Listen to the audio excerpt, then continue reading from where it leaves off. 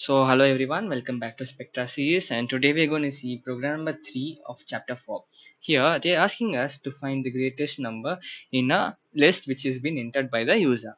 So first let us create an empty list because this is entered by the user. So list1 equal to empty list. Now we have to ask the user how many elements are they willing to enter. So enter the number of times we have to use a for loop to get the input. So for I in range of n, what we have to ask? We have to ask the number, right? So number I can keep it as number equal to int input, enter your number. So as soon as we get a number in the loop, we have to append it to the list. So L1 dot append and number.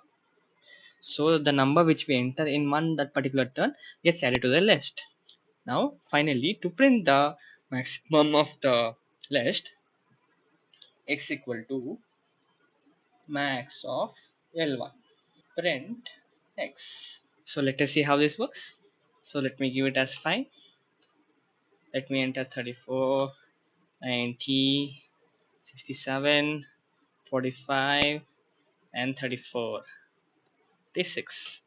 So here the greatest is 346. It doesn't matter the greatest number is entered in which turn.